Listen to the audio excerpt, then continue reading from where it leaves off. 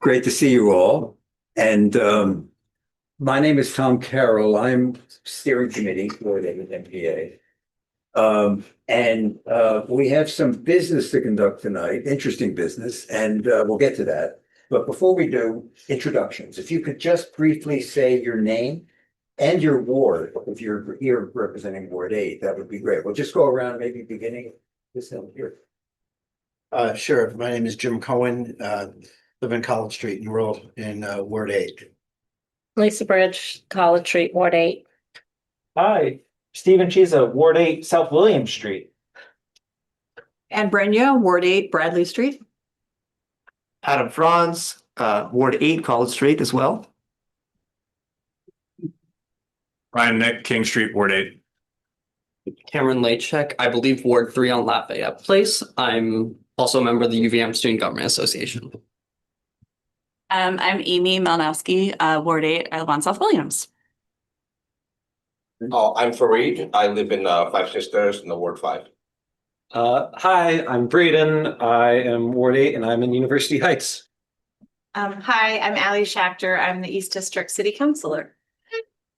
Hi, I'm Barbara Turnbull. I live in Ward 3 and I'm the city's NPA coordinator. Okay, so we need to go back.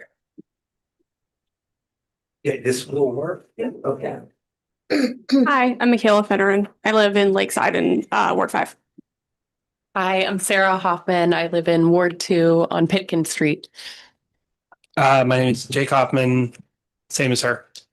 Hi, I'm Irene Blackford, South Union Street, and I'm the ward clerk for Ward 8, so everybody remember to vote. Lynn Coyette, South Union, Ward 8. Diana Everhart, South Union, Ward 8. Hi, Nick Hill Goyle, Ward 3, just on Main Street. Hi, I'm the Central District City Councilor Milo Grant, and I live in Ward 2. Carter Newbeezer, sorry, I'm hitting you with the wire here. Carter Newbeezer, Ward 1, and Winnie as well.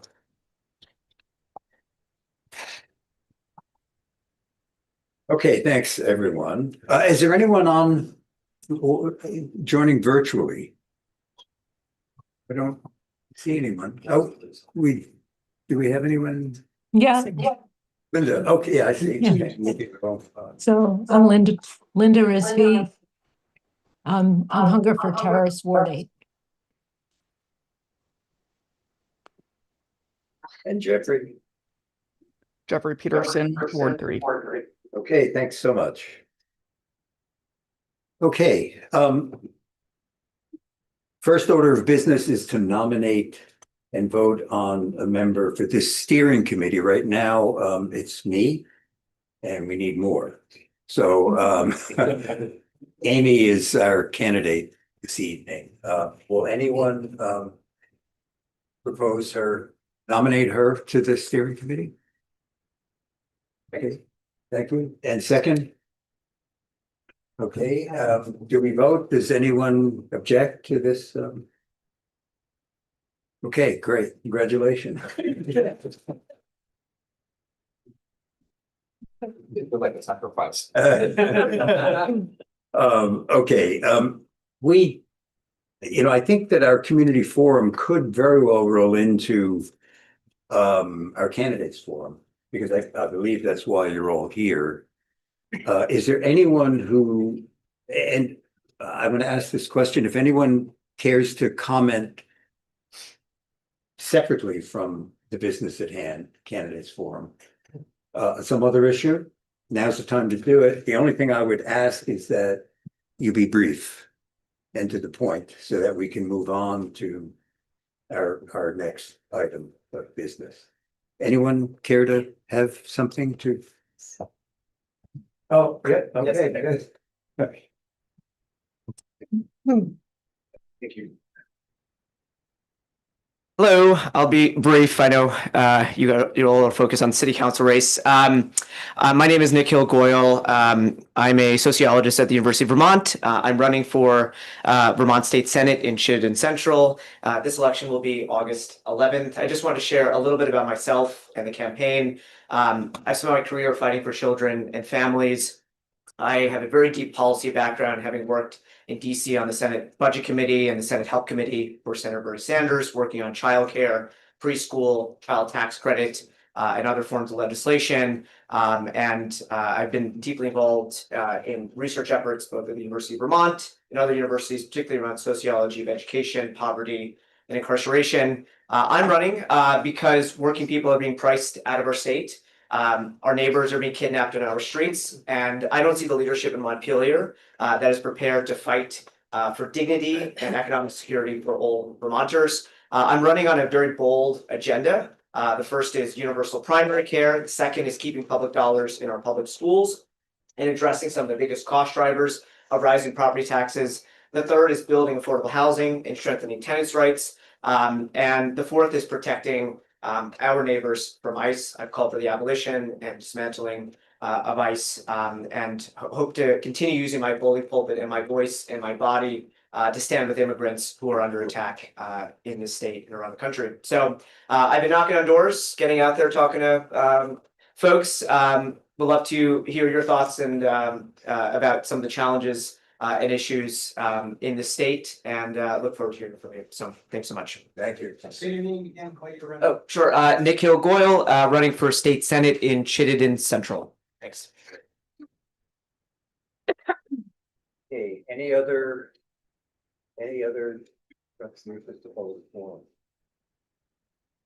What else? Okay, so we have two main items on the agenda tonight. We have the candidates forum, and unfortunately, Merrick Broderick will not join us this evening. He's ill and unable to attend. But his campaign manager is here in his stead. He'll read a short statement, and then we'll open up to questions and discussion. Ryan is here, who will have a statement and then be available to answer questions. And then we'll move on to a discussion of the Proposition 0 ballot initiative. But to begin, candidates forum. So should we just start with Ryan or with Nick? How do you want to do it? Happy one out of first.